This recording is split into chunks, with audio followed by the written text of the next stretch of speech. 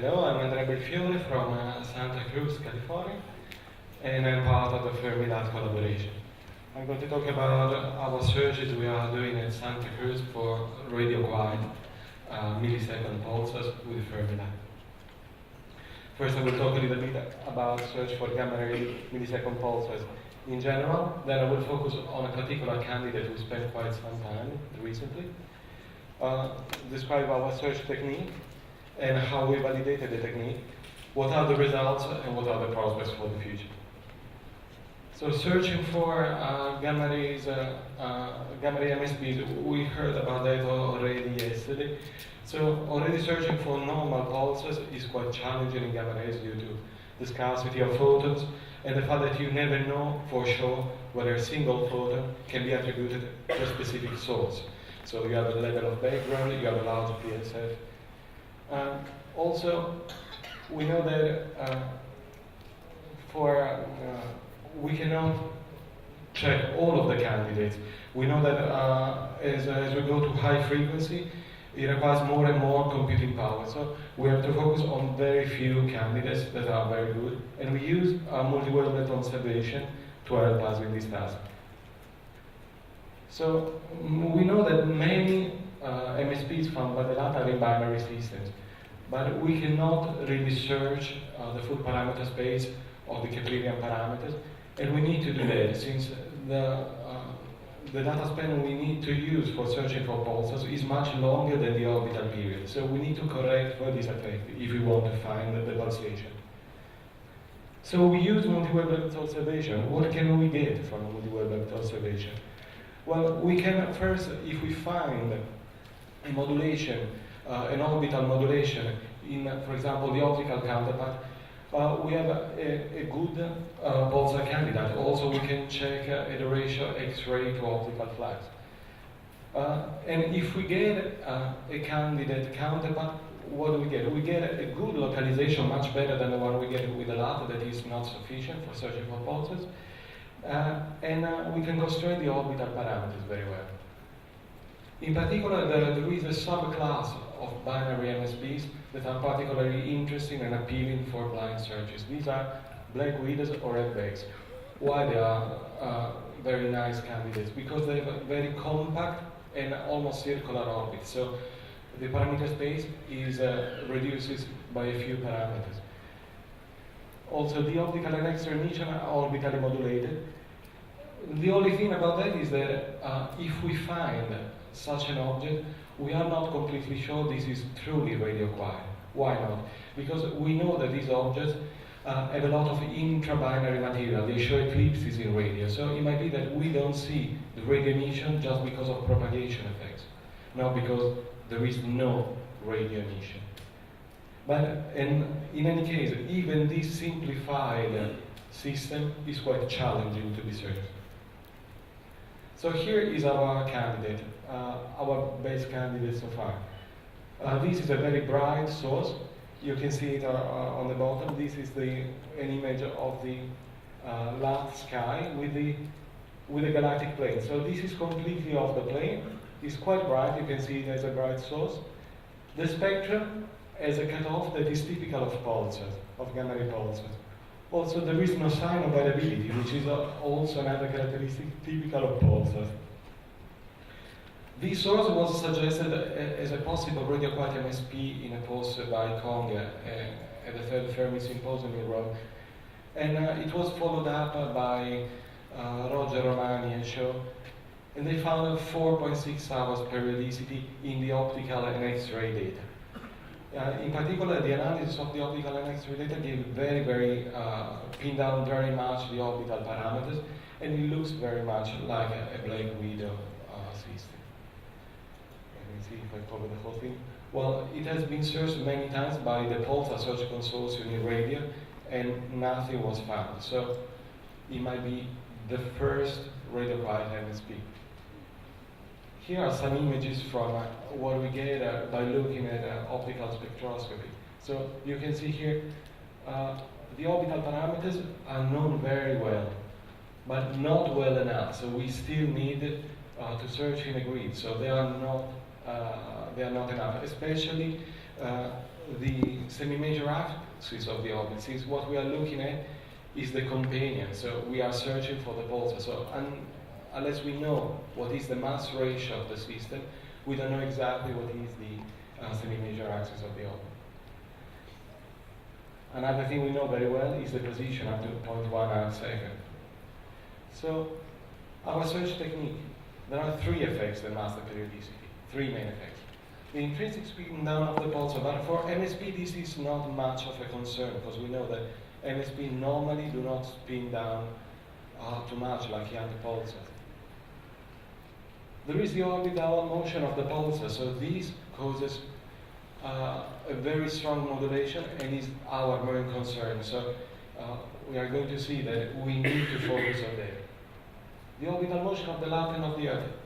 Well, we know exactly where the pulsar is, so we know how to barycenter, how to compensate for this effect. So we can recover very well for this effect. The thing is that, especially about the binary parameters, as we move out from the optimal position, we get a parabolic decay in the power. So here there is a thing. If we could use a very, very fine grid, well, we wouldn't lose any power, so we would be extremely sensitive. But since we have to deal with finite resources, we have to find a balance between the two. So this is I'll go into the detail a little bit of our technique. So this is the core of the technique that has been used also for finding many young pulsars. Instead of using, it's called the time differencing technique, because instead of using FFT of the event times, we're looking at the differences between the times. So it's an autocorrelation technique. And we work on the FFT, which in this case becomes much shorter if we truncate this autocorrelation function. What we get is huge benefits in terms of computing resources and also in terms of coherence requirement with a very small loss in significance. The orbital grid. So in order to limit the drop in sensitivity, we have to fix the maximum offset we can get in the grid from any point in the parameter space to a point in the grid. And this turns out to depend on the frequency of the pulsar. So this is the parabola I was talking before. It turns out that when you want to optimize a grid, so getting the minimum number of points required to cover a region of the parameter space with such maximum offset from the grid, this is the number of points you need. And this number of points, you can see how it scales with the various parameters. So the shorter the period, it goes as a cube as the period. So the shorter the period, the more points we need, and also the larger the semi-major axis of the orbit, the more points we need. And these increase quite dramatically because it goes as the cube. So here is some result about the validation we ran. So we took similar system, the 5 brightest detected black widows, and we looked into that. So can we find them if we apply exactly the same technique? So we don't know they are black widows, we just search them. So it turns out that normally we can find them. And here are some data about these sources. In particular, this is for 42 months of data that is the data set we are using also to search for J2339. Here are the parameters of J2339, and here are the 5 black widows. First thing to notice is that out of 42 months of data, so this is the total number of events we are using. So these are all events that have at least 1% probability of coming from the source. So you can see here that in the best of the cases, we get something like 30, 40 events in a day. But these are just above 1%. So actually coming from the source, we expect to be at most 2 events per day. So think about it, we have to find a millisecond period in a binary orbit with 2 events per day. So this is what we get, is the significance we get by folding the events of the known ephemeris. And we see that the H test, so the test for periodicity, is extremely high. So these are very significant pulsars. This is the significance we get in the blind search. So this means that 10 to the minus 5. This is 10 to the minus 27. So once we get to this with our FFT techniques, by refinement, we get to this point. So we optimize the H-test, so we get to this point. So once we find the candidate, it's pretty sure we are going to find the pulsar. This is very significant. And this is the significance that comes out from the source, so from the TFGL catalog, from the gamma ray source itself before we search for pulsation. And they are not going together very well. So sometimes we have a very bright gamma ray source, but the pulsation is not so significant, and also the other way around. Here are the other parameters, and you can see that, for example, the orbital parameter of our source, our candidate, are more or less in line with the other black widows we know. So here, just shortly, this is the significance as we move out in the orbital grid from the optimum, and we see that we tune our grid, and we get exactly what we expect. This is for each one of the orbital parameters taken separately by oversampling the grid around the true position. And here is the same thing when we put everything together. So we do a 3D scan. And also here is a part of the validation, the fact that we don't care very much about the position, and we don't care very much about the spin down. And this is validated also.